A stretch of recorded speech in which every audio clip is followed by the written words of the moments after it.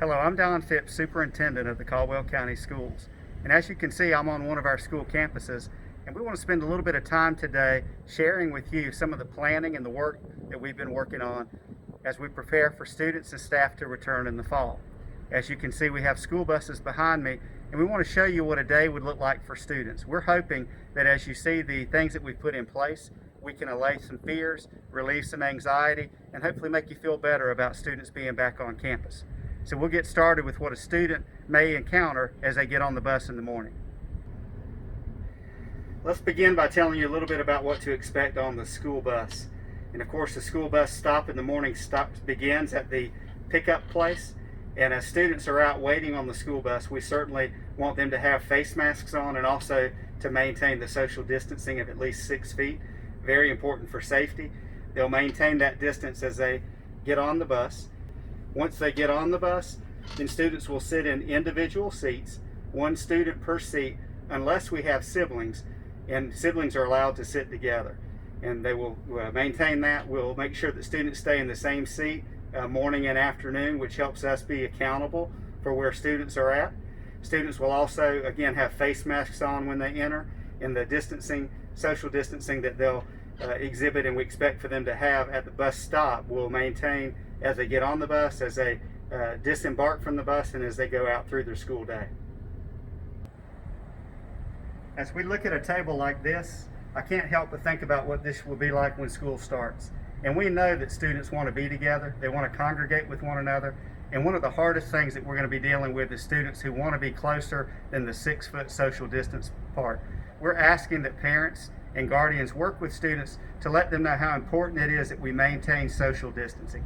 It is critical that face masks are worn and that social distance limits are maintained at all times so that we can better ensure the safety of all of our students and staff. If your child is a car rider, of course they'll come through the car line in the morning.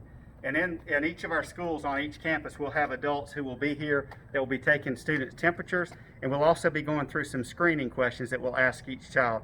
Those will be done every day before a child's permitted to go inside. What we've talked about so far are some protocols or steps that we're going to follow that are different than what you may be used to. I want you to come inside with me, and we'll show you some things inside the building that are new too. Come with me. Inside any of our school buildings, one of the things that you're going to notice is signage. And signage may be on the walls, and it will be talking about the importance of hand washing and the W's that we need to follow. And then you'll have signage that are giving you other ideas of what we need to do to maintain safety. But down on the floor, you see a different type of signage. And in some of our schools, depending on the layout of the school, we may have created one-way traffic patterns. Those are going to be depicted by the signage on the floor. And then we have other forms of signage on the floor that help students maintain that 6-foot social distance. Again, this is one of the safety features that we have put in place to help make sure that we can make it as easy as possible for students to maintain social distance and follow the safety protocols that we're encouraging everyone to follow. What you can see here are typical water fountains that we have in our school, but they look a little different than what you might have seen back in the spring. You'll notice that we have PVC on these water fountains that make them unusable. Again, there's a safety reason for that. What we're replacing these with, at least temporarily, are what are called water bottle fill stations. And these allow students to be able to have access to water without having to use a traditional water fountain. Another safety measure that we're putting in place. And the signage that we have on the floor here helps a student understand the distance that they need to maintain for proper social distancing. And what we expect to see is that students are aware of the students in front of them and behind them, and that they correct as students stop and go and move back and forth. It's going to be very important that students don't pile on top of one another and they're able to maintain the distance. And we'll teach them the distance in terms of the number of tiles, but the markings that we have on the floor should be very helpful to help them understand the distance that needs to be maintained. As you can see, we're in one of our classrooms now, and this is a typical classroom. However, every classroom is a little different in terms of actual square footage, and it may have carpet on the floor, it may have tile on the floor, but this just gives you a general idea.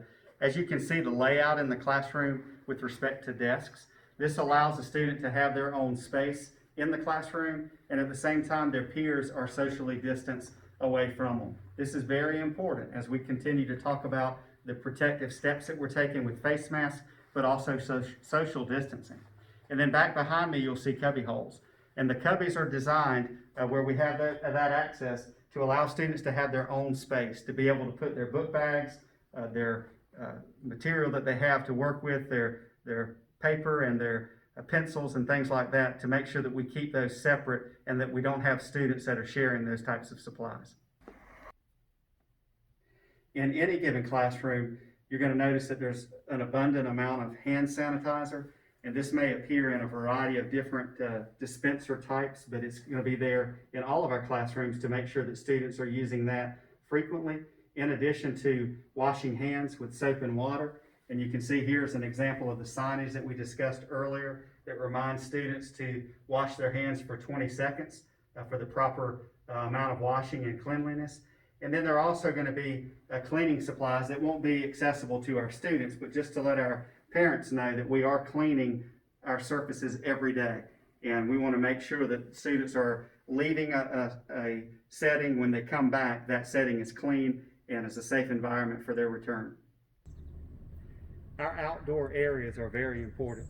We know that it's important for students to be outside, to be able to get physical activity, but we also know in terms of the transmission of the virus that being outside is a safe area to be. We encourage our teachers to be able to find opportunities for students to come outside, weather permitting, and be able to have physical activity, maintaining social distancing, and to be able to do the things that are natural and in the development of our students in a normal day.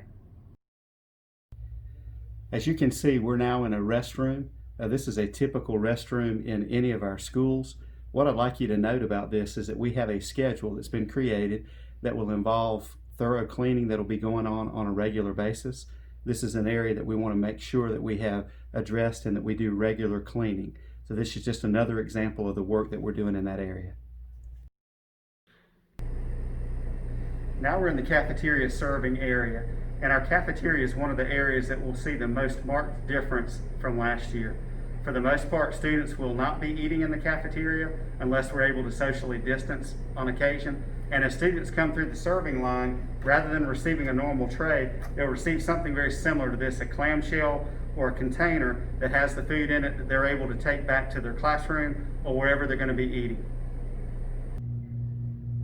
So we've walked through a building, we've talked about what a student's day would be like, and we are hopeful that what you've been able to see in our short video is indicative of the planning and the work that's been done to help ensure that steps are taken to make sure that we can ensure the safety of students and staff and visitors in our school. Again, we're very excited about having our students back. We look forward to a wonderful school year.